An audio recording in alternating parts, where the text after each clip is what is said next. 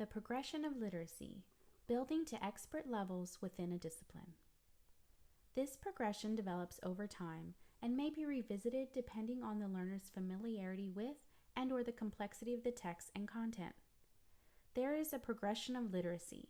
It starts with foundational skills, then moves on to content-focused skills, and finally, disciplinary-specific skills. This movement develops over time and may require circling back to a previous step depending on the familiarity with the content or the complexity of the text. First, basic literacy or the learning to read phase. These are the foundational literacy skills such as phonological awareness, decoding, and knowledge of high-frequency words that comprise the necessities for learning to read. Students are unlocking the literacy code.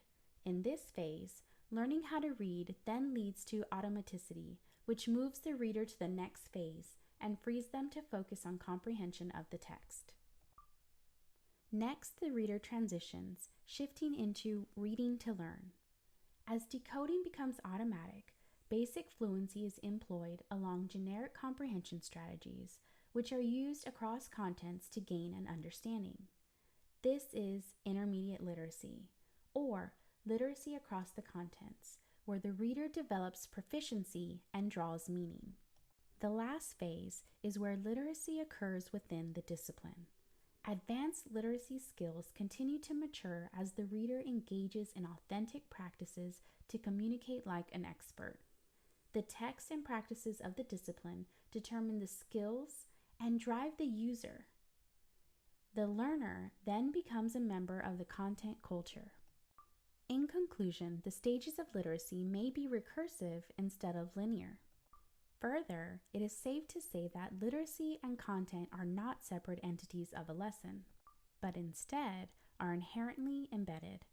Disciplinary literacy strategies enhance the partnership, allowing learners to communicate like experts. Furthermore, knowing the progression of literacy brings the bigger picture into focus as we think about purposely planning the pieces of our instruction based on intended learning outcomes.